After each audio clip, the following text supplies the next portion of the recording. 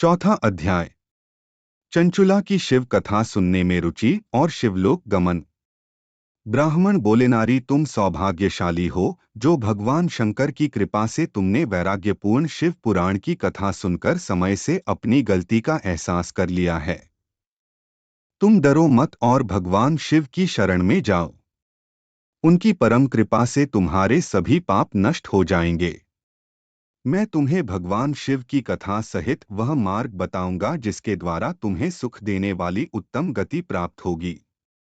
शिव कथा सुनने से तुम्हारी बुद्धि शुद्ध हो गई है और तुम्हें पश्चाताप हुआ है तथा मन में वैराग्य उत्पन्न हुआ है।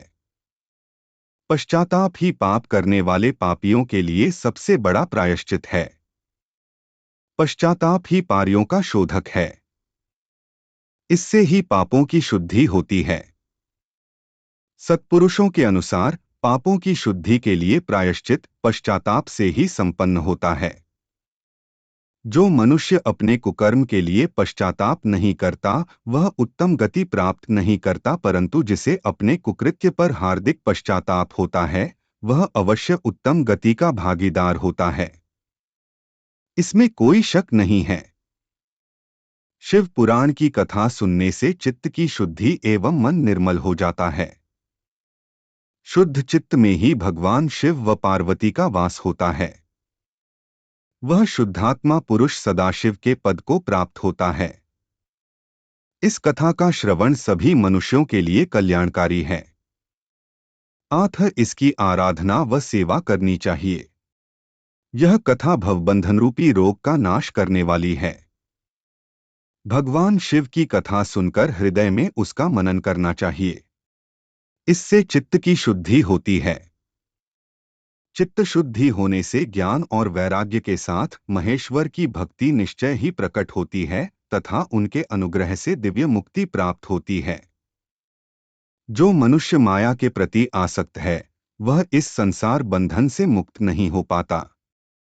हे ब्राह्मण पत्नी, तुम अन्य विषयों से अपने मन को हटाकर भगवान शंकर की इस परम पावन कथा को सुनो। इससे तुम्हारे चित्त की शुद्धि होगी और तुम्हें मोक्ष की प्राप्ति होगी।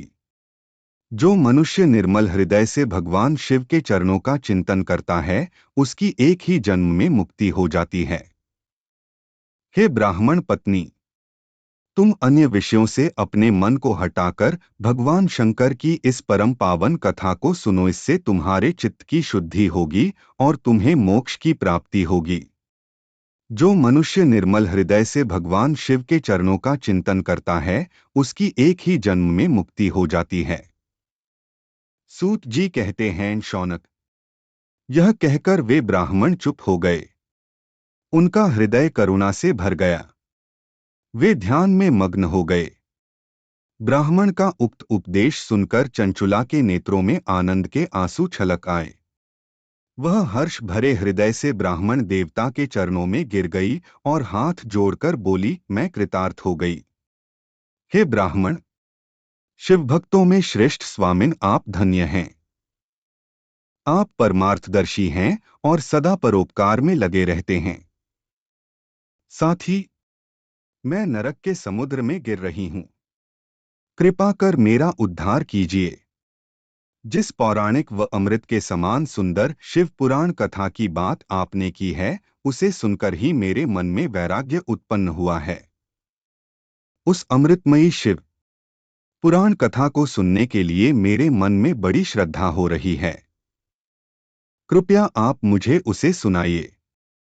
सूत जी कहते हैं, शिव पुराण की कथा सुनने की इच्छा मन में लिए हुए चंचुला उन ब्राह्मण देवता की सेवा में वहीं रहने लगी।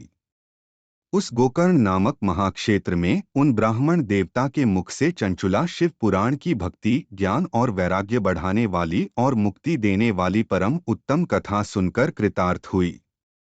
उसका चित्त शुद्ध हो गया। वह अपने हृदय में शिव के सगुण रूप का चिंतन करने लगी। वह सदैव शिव के सच्चिदानंदमय स्वरूप का स्मरण करती थी। तत्पश्चात अपना समय पूर्ण होने पर चंचुला ने बिना किसी कष्ट के अपना शरीर त्याग दिया। उसे लेने के लिए एक दिव्य विमान वहां पहुंचा।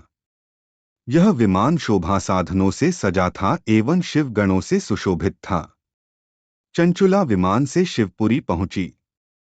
उसके सारे पाप धुल गए। वह दिव्यांगना हो गई। वह गौरांगी देवी मस्तक पर अर्धचंद्र का मुकुट व अन्य दिव्य आभूषण पहने शिवपुरी पहुंची। वहां उसने सनातन देवता त्रिनेत्रधारी महादेव शिव को देखा। सभी देवता उनकी सेवा में भक्तिभाव से उपस्थित थे। उनकी अंग कांति करोड़ों सूर्यों के समान प्रकाशित हो रही थी। 5 मुख और हर मुख में 3-3 नेत्र थे। मस्तक पर अर्धचंद्राकार मुकुट शोभायमान हो रहा था। कंठ में नील चिन्ह था। उनके साथ में देवी गौरी विराजमान थीं, जो विद्युत पुंज के समान प्रकाशित हो रही थीं। महादेव जी की कांति कपूर के समान गौर थी। उनके शरीर पर श्वेत वस्त्र थे तथा शरीर श्वेत भस्म से युक्त था। इस प्रकार भगवान शिव के परम उज्ज्वल रूप के दर्शन कर चंचुला बहुत प्रसन्न हुई। उसने भगवान को बारंबार प्रणाम किया और हाथ जोड़कर प्रेम, आनंद और संतोष से युक्त हो विनीत भाव से खड़ी हो गई। उसके नेत्रों से आनंदाश्रुओं की धारा बहने लगी। भगवान शंकर व भगवती गौरी उमा ने करुणा के साथ सौम्य दृष्टि से देखकर चंचुला को अपने पास बुलाया। गौरी उमा ने उसे प्रेमपूर्वक अपनी सखी बना लिया। चंचुला सुखपूर्वक भगवान शिव के धाम में उमा देवी की सखी के रूप में निवास करने लगी। हर हर महादेव। जय शिव शंकर। बोलो काशी विश्वनाथ जी की जय हो। ओंकारेश्वर महादेव की जय हो। महाकाल महादेव महाराज जी जय हो।